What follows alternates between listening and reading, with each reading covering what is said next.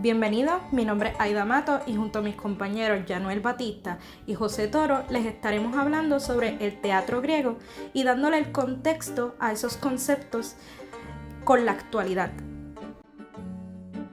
En este video estaremos dando una breve introducción sobre cómo comenzó ese teatro griego y brindaremos ejemplos sobre su existencia en el arte actual. Comencemos hablando sobre el dios Dionisio, dios del vino. El origen del teatro griego se remonta a las celebraciones religiosas realizadas en honor al dios Dionisio, dios de la fertilidad, vegetación y vendimia. Los griegos celebraban las fiestas al principio y al final de la cosecha, pidiéndole al dios que fertilizara todos sus cultivos. Un carro recorría las calles con la estatua de Dionisio, rodeado de danzantes, mejor conocidos como sátiros, y seguido por jóvenes ansiosos de alcanzar el éxtasis dionisiaco. Todos los ciudadanos danzaban y se disfrazaban mientras se emborrachaban. En honor a Dionisio se practicaba el ditirambo, que era el sacrificio de un carnero, el masculino de una oveja, para fertilizar las cosechas, mientras sátiros bailaban y entonaban algunos textos pertenecientes al coro. Ocurrían momentos de trance o histeria colectiva, cuyo fin desataba en acciones peligrosas por medio del furor causado.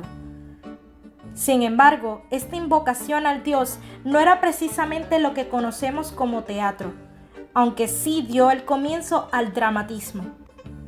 La leyenda dice que durante una de esas invocaciones, un griego bastante pasado de vino se levantó y dijo: «Yo soy Dionisio, ¿qué queréis?».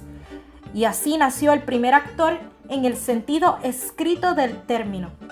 Desde entonces, un primer actor salió del coro para disfrazarse de Dios. Luego se representarían escenas de su vida y finalmente de los hombres. ¿Alguna vez han escuchado alguna canción de la banda surcoreana BTS? Pues ellos tienen una canción titulada Dionysus. La traducción de uno de sus versos nos dice: «Simplemente emborráchate como lo hacía Dioniso, una mano con el vaso y la otra con el tirso». En la mitología griega, el tirso era un bastón rodeado por hiedra y cuyo tope era una piña de un pino. Este era un símbolo fálico utilizado en las fiestas orgiásticas que se hacían en honor al dios Dionisio. Me parece curioso que un grupo tan exitoso como BTS brindase atención a este tipo de fiestas que dieron origen al teatro griego. También es curioso ver cómo las fiestas de esos tiempos son completamente distintas a una fiesta que encontrarías normalmente en la actualidad. Dentro del teatro griego existen tres géneros dramáticos principales, los cuales son la tragedia, la comedia y el drama satírico. Las tragedias llevaban a los personajes a situaciones extremas del alma y de las emociones, para que así el autor pudiera comprender qué comportamientos debería llevar a cabo el ser humano para intentar redimirse. En las comedias, los autores escribían en base a los estereotipos de las personas de la sociedad, para buscar la burla y la mofa, y al mismo tiempo satirar aspectos sociales que implicaban a todos los ciudadanos de Grecia. El drama satírico era una combinación de ambos aspectos, de la comedia y de la tragedia, ya que era una parodia humorística de elementos propios de la tragedia. Era una composición breve de carácter grotesco y extravagante, que podía tener relación temática con la trilogía de las comedias y que representaba al final de esta con el objetivo de relajar los ánimos al público. A continuación, mis compañeros les hablarán más a fondo acerca de la tragedia y el drama satírico. Buenas, mi nombre es Yanuel Batista y ahora les estaré hablando sobre la tragedia griega.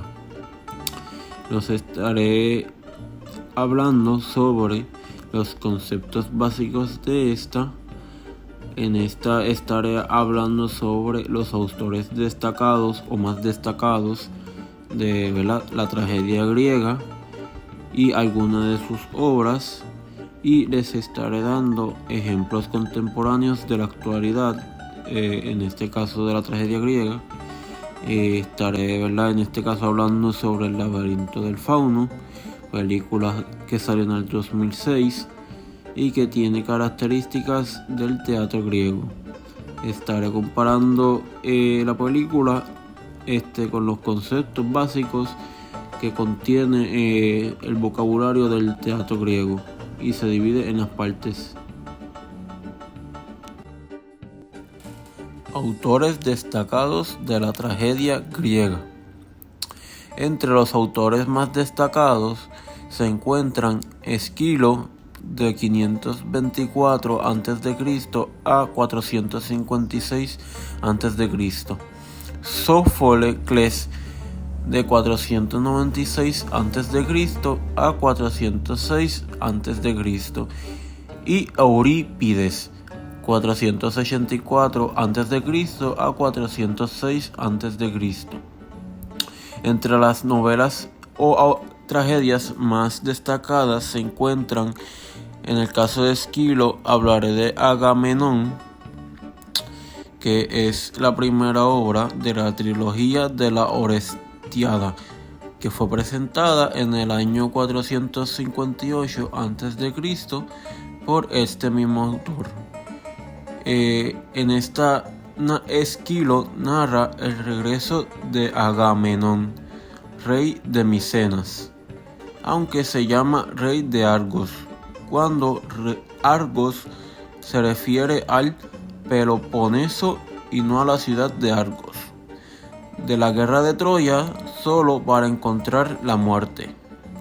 Esperándole en casa de su esposa, Clitemnestra, quien ha planeado su muerte en venganza por el sacrificio de su hija. Durante los 10 años que ha durado la ausencia de Agamenón, Clitemnestra ha establecido una relación adúltera con Egisto, primo de Agamenón y descendiente de una rama desheredada de la familia, quien está decidido a recuperar el trono que cree que legalmente le pertenece. Ahora bien, estaré hablando sobre la novela Electra de Eurípides. Esta trata, que después de matar a su marido, Agamenón, Clitemnestra entrega su hija Electra a un campesino para evitar que tenga ella descendencia noble con derecho a reclamar el trono. Electra vive con el campesino, pero no mantiene relaciones con él, que es un hombre honrado y no quiere tener derecho a desvirgar a una mujer de noble cuna. Orestes, hermano de Electra, llega a casa de ella acompañado de Pílades. Electra no lo reconoce, y Orestes, sin darse a conocer, trata de averiguar si su hermana estaría dispuesta a vengar la muerte del padre de ella y de él. Cuando al fin los hermanos se reconocen, planean vengarse de su madre y del nuevo marido de ella, Egisto. Después de matar a Clitemnestra, ambos tienen remordimientos por haber acabado con la vida de quien era su propia progenitora. Al final, Electra es obligada a casarse con Pílades. Orestes es desterrado y se lo somete a un juicio por su pecado. Finalmente se encuentra la Antígona de Sófocles. Antígona es una tragedia basada en el mito homónimo de la antigua Grecia. La trama gira en torno a Antígona, quien ella desafía la ley para rendir la muerte de su hermano Polinices, considerado traidor de la patria. El tema principal de esta tragedia es la contraposición entre el orden cívico y el divino.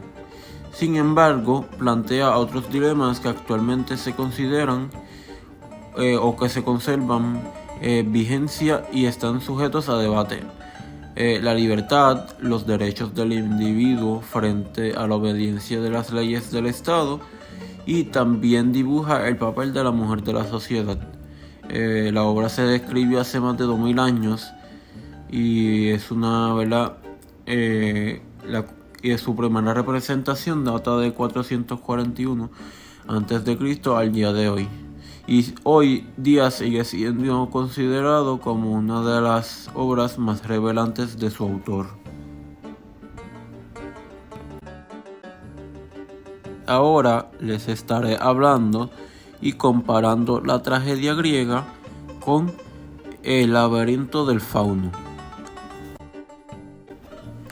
¿Verdad? En el primer lugar, en el laberinto del fauno se encuentra estos tres casos de tragedia griega o características, mejor dicho, que serían la amartia, la agnórisis y la catárisis. En el laberinto del fauno podemos ver la amartia cuando, cuando Ofelia se encuentra, personaje principal de esta película, se encuentra en el laberinto del fauno. Podemos verla encontrar esta característica de la tragedia griega cuando Ofelia lleva a su hermano con el fauno, ¿verdad? Ya que le dice que tiene que llevarlo con él porque Ofelia, haciendo las tres pruebas que le pone el fauno durante la película, Ofelia falla una de ellas y el fauno, ¿verdad?, se enfada con ella. En este caso, Ofelia le dice al fauno que le dé una segunda oportunidad y el fauno le dice que lleve a su hermano, que, ¿verdad?, vaya a su casa, tome a su hermano y que lo traiga ante él. Cuando el fauno en esta escena, ¿verdad?, el fauno tiene un cuchillo y está frente a Ofelia y le dice que tiene que, ¿verdad?, sacarle la sangre para que así se abra el portal, ya que tiene que ser sangre inocente. En este momento Ofelia, ¿verdad?, se da cuenta que lo que estaba haciendo era incorrecto y se echa para atrás y, ¿verdad?, le dice como que no al fauno por lo que va a hacer. En el caso, ¿verdad?, de la anagnórisis, esto sucede, ¿verdad?, en esta película cuando Ofelia se sacrifica a sí misma. Se sacrifica entre comillas, ya que el padrastro de Ofelia es quien llega al laberinto del fauno, ya que se da cuenta, ¿verdad?, que Ofelia se llevó a su hijo, y al llegar al laberinto, el padrastro toma al bebé, a su hijo, y se enfada con Ofelia. Y recordemos que, ¿verdad?, él es el capitán del ejército y saca un arma y le termina disparando a Ofelia. ¿Verdad? Después de esto, Ofelia cae, ¿verdad?, muerta al piso y su padre, que, ¿verdad?, sigue herido, le entrega a su hijo a los quienes querían y ayudaban a Ofelia, que era, por así decirlo, el bando enemigo de lo que era el ejército. Y le dice que le digan quién fue su padre cuando crezca. Y ellos, ¿verdad?, dicen que no. Y le terminan disparando en la cara. En el caso, ¿verdad?, ahora estar hablando de la catárisis. En la catárisis, ¿verdad?, en el laberinto del fauno, sucede cuando Ofelia muere y esta vuelve al otro mundo como princesa y se perdonan sus pecados. Ya que Ofelia reencarnó en el mundo normal como castigo de los errores que cometió en ese mundo. Y por esto vemos en el transcurso de la película esas escenas entre el mundo real, que es la guerra, y el mundo mágico que protagoniza Ofelia haciendo las pruebas que el fauno le manda a hacer. Al final, ¿verdad? Vemos como Ofelia despierta en el mundo mágico y se encuentra ante, ¿verdad? Los tres reyes o los tres consejeros, y le dicen bienvenida, hija, y prácticamente ahí termina la película. Y ¿verdad? Esto fue un ejemplo de la tragedia griega, y como todavía se sigue viendo ejemplos en la actualidad.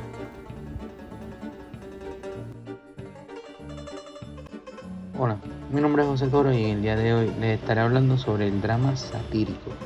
El drama satírico es un subgénero que sale del teatro griego, que es la combinación que surge entre la tragedia y la comedia.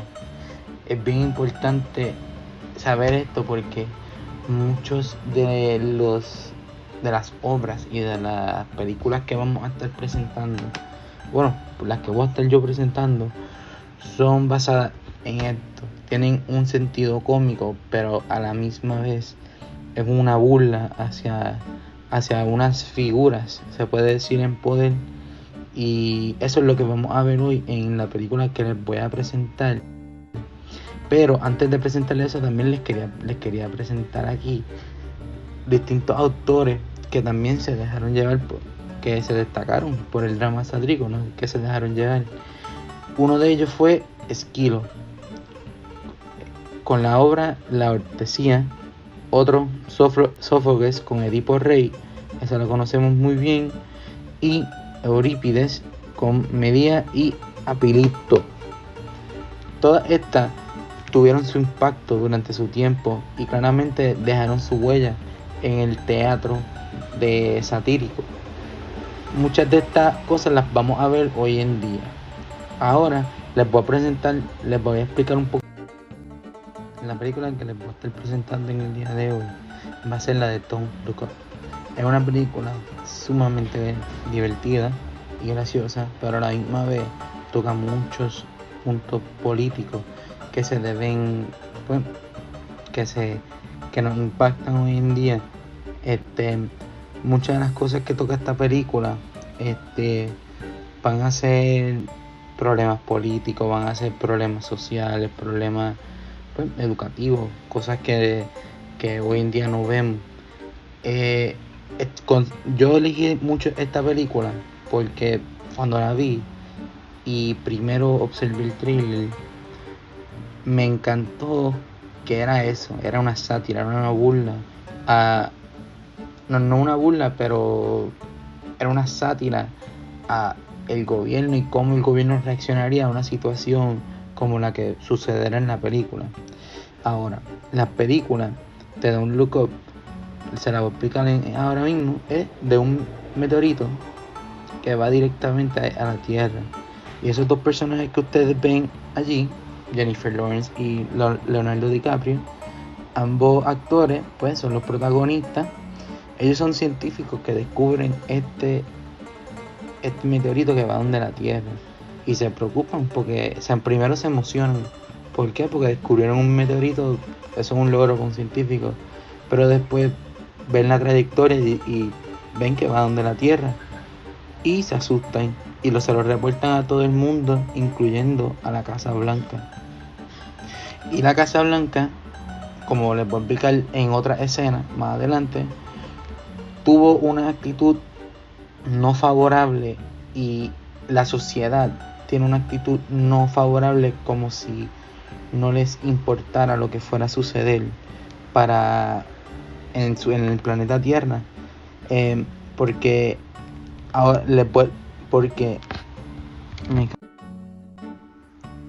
en la primera escena que les vamos a presentar va a ser la reunión con la presidenta.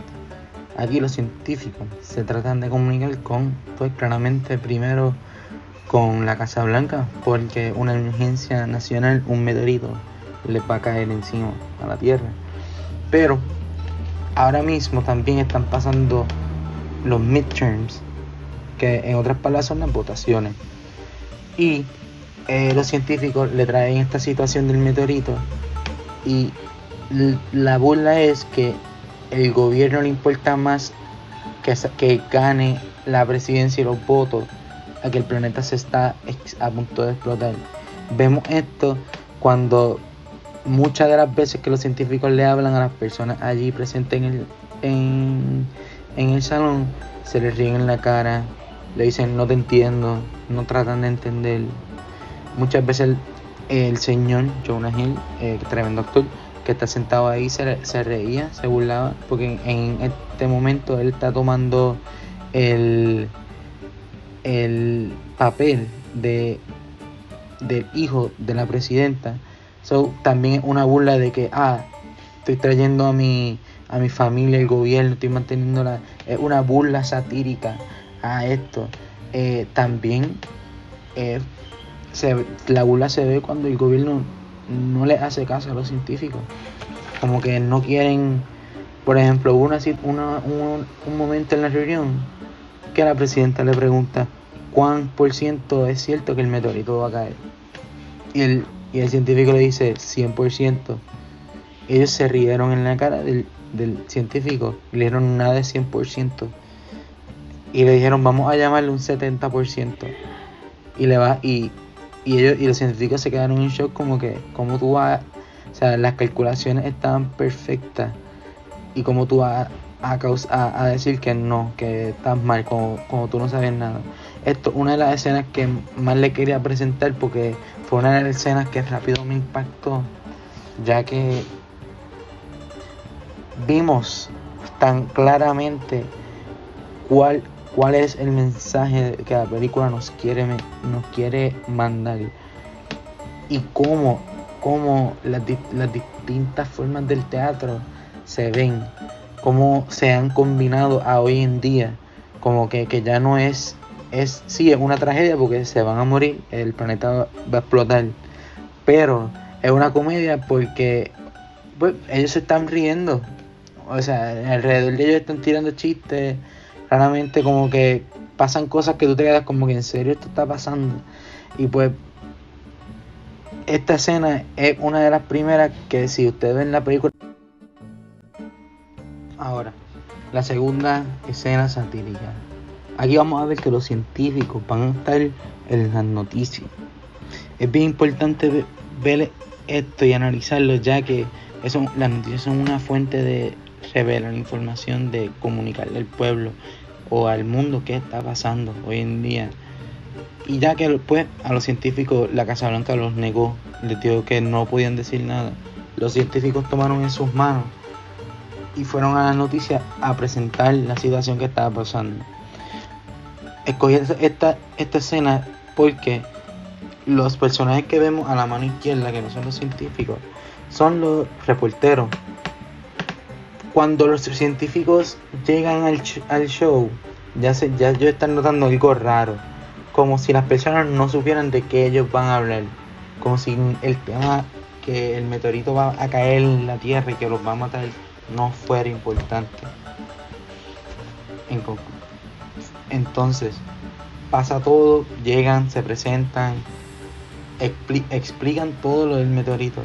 Los reporteros se les ríen y como que no le dan, y tratan de buscarle todo lo positivo a las cosas y tratan de evitar traerle ese tema trayendo otros temas. Por ejemplo, antes de eso en la escena, para no contarle mucho, antes de eso en la escena había una artista que canta, que estaba actuada por Ariana Grande, y era que se habían dejado de su novio y que se iban a volver. O sea, los reporteros tuvieron más interés en reportar esa noticia a que el meteorito iba a caer en la Tierra en 6 meses o en 3 meses. y que lo iban a matar. Aquí es una forma clara otra vez que vemos el drama satírico, una burla a la noticia, a la sociedad, a nosotros mismos. ¿Por qué? Porque las noticias que nos dicen que son corruptas, que dicen las noticias que quieren, a veces esquivan lo importante, dejan cosas escondidas, nunca nos dicen la información entera, nos dejan a mitad. A veces no nos dicen la información, prefieren enfocarse en las vidas de los artistas, de que si este se dejó de que si este le debe chavo a porque es el papá de como que esas cosas no son importantes, y en la sociedad de hoy muchas veces vemos que esos son los temas.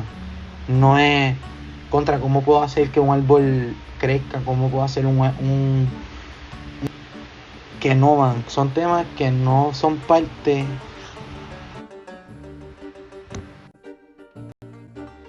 Ahora, la tercera escena que les tengo aquí en la presentación fue una de las escenas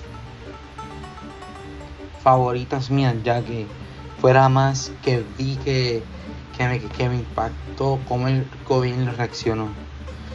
Como en la primera escena el gobierno rechazó completamente lo del meteorito y no le hizo caso a los científicos. Pero en la escena número 3 vemos que la presidenta está en un bote con los dos científicos al lado.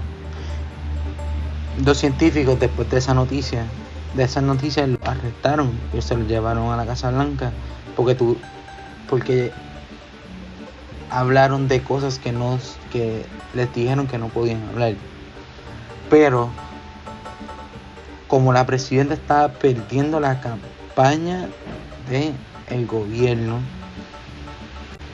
y necesitaba votos, ella decidió expresar lo del meteorito al público para ganar más votos.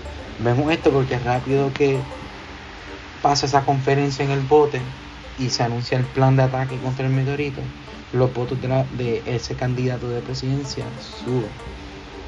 Entonces, mientras ella está hablando con el público, también nos están enseñando escenas de mientras ella está hablando con los científicos en White House encerrado. Y uno de los científicos le dice: tú estás haciendo esto porque necesitas votos, porque te encontraron cosas en contra tuya y necesitas ganar estas elecciones. Se lo dicen así bien claro y se le ríen en la cara. Y lo segundo más interesante que he visto en esta parte ha sido el hombre que ustedes ven ahí paradito, el soldado. Ese soldado en la película es un mercenario, que es otra crítica. Los Estados Unidos, porque van a pagar por un mercenario para hacer el trabajo de explotar una bomba nuclear cuando una bomba nuclear, disculpen, un meteorito. ¿Cómo tú vas a enviar a alguien que no es americano o a alguien que no está ni en las fuerzas armadas? Y claramente lo dicen en la película que esta persona no es del ejército, es una persona que está puesta ahí por la presidenta, al igual que el hijo de la presidenta. Y es bien interesante cómo esto lo ponen ahí tan claro que lo podemos ver, pero a veces no se ve. Cuando digo eso me refiero a que, mano, la crítica está ahí. La crítica está ahí bien clara, la crítica a la sociedad, la crítica al gobierno, la crítica al ejército, la crítica al modo de pensar del gobierno, la crítica al modo de pensar de la sociedad, la crítica de cómo la sociedad piensa. Esos son cosas que el drama satírico esconde con su comedia, pero te envía el mensaje para que te ponga a pensar.